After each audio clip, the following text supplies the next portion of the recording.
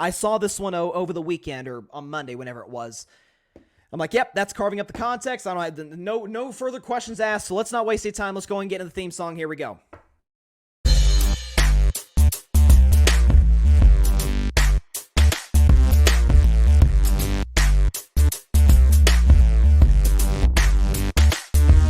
Okay, so I want to preface all of my comments on this segment that I love so much with this individual I'm going to be talking primarily about.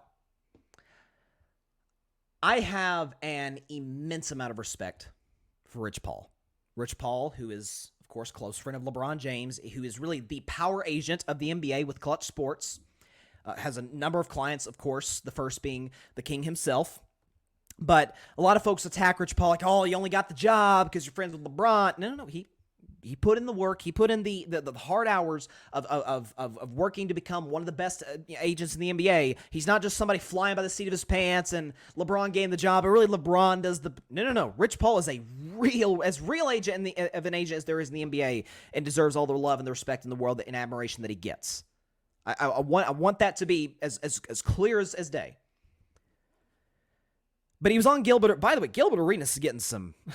he's strong. Gilbert Arenas has said some crazy things in the past, but he's getting everybody to really be open and honest on a show, which I guess that's the mark of any great interview is trying to dig beneath the surface. Sometimes you do, sometimes you don't. But he was on by the way, the show is called Gil's Arena. It's what the podcast is called. And Rich Paul was on there. And he was asked, and everybody on that show was asked, how legit is the Lakers bubble ring? Of course, remember back to 2020, during COVID, the NBA was played in some empty gyms in Walt Disney World at the ESPN Wide World of Sports complex. And they were asked, and there's been a lot of it's an asterisk next to the championship. And that's, by the way, a narrative for the record. Even as a Warriors fan, I've said is crazy. I mean, if you know anything about the bubble, you know that almost cursed there. That stuff was brutal. Brutal in the bubble. They were away from their families. Again, people talk about, there were no road games. Yeah, there was also no home games. You know, sometimes the playoffs, if it's a game 6, the Western Conference Finals or Eastern Conference Finals, sometimes you are tired, you are beat up. You got to rely on the momentum and the energy of that crowd. They didn't have that. They had the artificial crowd. And they were away from their families for the vast majority of the time. The Lakers and the Heat, of course, the Lakers persevered and won the title. So I think it's a crazy narrative. But they were asked, but Rich Paul was asked, how legit is the Lakers bubble championship in 2020? He responds, quote, if Steph wins in the bubble, do they discredit it? No, they don't. End quote. That's all he said. Okay, so before I even get to the Steph aspect of this, I'm, and this is away from the carving up the context part that I just want to dive into very briefly. We know for a fact that LeBron and Steph have a mutual respect. I don't think they're friends. Kind of like we talk about LeBron and Steph are like the new Magic and Bird in terms of like the player rivalry. Magic and Bird were and still are like genuine close friends. So it was like a friendly rivalry. With Steph and LeBron, I don't think they're friends, but they're certainly on far better terms now than they were, say, in 2016 when there was some legit animosity between the two. They have Steph and Bron speak very highly of one another. LeBron was even asked on the shop a year and a half ago, if there's any player in the NBA you'd want to play with, who would that be? He said Steph Curry. Didn't hesitate, didn't think, no, he said Steph Curry. He said something like, you gotta guard him in the parking lot. Like he loves Steph. Steph loves LeBron. There's mutual respect there. But you have Rich Paul saying this. By the way, 2 years ago, Maverick Carter, who someone else I have immense respect for, LeBron's entire inner circle I do. But Maverick Carter 2 years ago was talking about Steph and Steph's defense, something that's been mercilessly attacked over Steph's career. Maverick Carter said during a podcast in 2021, quote, Steph can't guard. I'm 38 and haven't played a decent game of basketball in probably 18 years since I was 20. Steph would have trouble guarding me. Okay, that is, again, watch Steph for about 5 seconds on defense, and that's clearly not the case. I'm not going to sit up here and act like Steph is freaking Tony Allen or Gary Payton or somebody, but the guy's a darn good defender for his size. Definitely holds his own in that regard. He's actually made some big defensive plays in the playoffs. Remember, he blocked John Morant 2 years ago, but that's another conversation for another day. But to get to Rich Paul's comment, hey, Steph Curry would have gotten the credit for winning the bubble in 2020 that LeBron did not. Okay. His reasoning for this is, I'm drawing a blank. Because Steph Curry in 2017 and in 2018 won back-to-back championships. I argue strongly that the second championship, the 2018 title, he deserved Finals MVP over the guy that won it. He's with Kevin Durant. Kevin Durant, who's universally regarded as one of the 5 best players in the world, worst case scenario. At that point, it was a conversation. Hey, who's the best? Is it Steph? I'm sorry, is it LeBron or is it KD? There's a real discussion back around 2018. I still think Steph was better than KD at that point, but that's neither here nor there.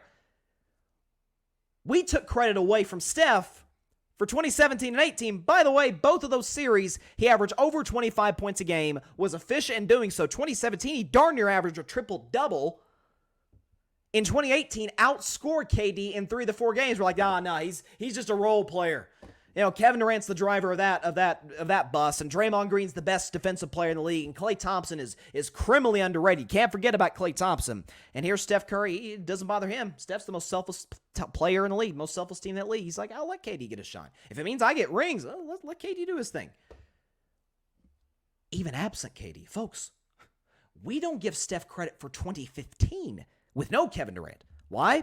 Cavs were beat up. Kyrie Irving was gone. Kevin Love was gone. Andre Iguodala, to me, insanely, and I love Iggy, won Finals MVP. If it didn't go to Steph, it should have went to LeBron. LeBron was on another planet in that series.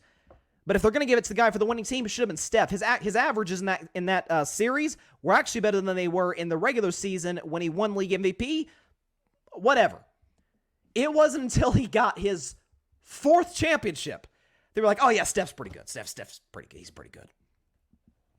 So Steph would have gotten love that LeBron didn't. Is this the same Steph Curry who we even broached the topic? Is Steph Curry better than Magic Johnson? No, how could you say such a thing? It's such a massive gap. Yeah, is Steph really even a point guard? I mean, but worst case scenario, 35% of basketball fans, maybe more, say, yeah, LeBron's the greatest basketball player ever. By the way, I fall into that category. I do think LeBron is the GOAT. But we dare mention a guy who has 4 titles, 2 MVPs, literally changed how a sport is played, has led the greatest dynasty since Jordan's Bulls, but it's outlandish to say he's in the conversation with Magic. I got Magic above Steph, but I've said if Steph wins another title, he absolutely passes Magic. His impact on the game, far greater than Magic. The teams he won championships with, aside from 2017, are either equal to Magic or in some cases, and especially 2022, far less than what Magic had. But that's another conversation for another day if you talk about Steph and Magic. But if you even broach the topic, you get destroyed on social media and on podcasts and whatnot. Rich Paul could have mentioned a number of stars if they'd have won in the bubble, they'd have gotten credit. How about Kawhi Leonard? Remember Kawhi Leonard around 2020 was the darling of the NBA. Who's better, Kawhi or LeBron? I remember having conversations about that on my show at that time.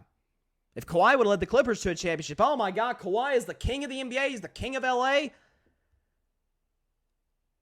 Did he have to name drop Steph? Or was that strategic? Because he knows, like everybody else knows, that while LeBron is absolutely and unequivocally, historically, the better player, and I got Steph as the second best player in the world, LeBron's 4th, so they're still neck and neck. Steph's better today, but they're neck and neck. In terms of popularity since LeBron came to the league, the only guy that compares to LeBron is Steph.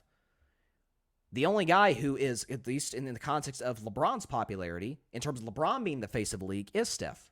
Because he's relatable. Like LeBron, he's a family man. Like LeBron, he's incredibly generous in terms of his philanthropic efforts. And like LeBron, he's a face that is universally recognized worldwide. So, for Rich Paul to say this, by the way, is Rich Paul right that LeBron should have got more credit for the 2020 title? 1,000%. But to make the claim, Steph would have gotten all the love in the world.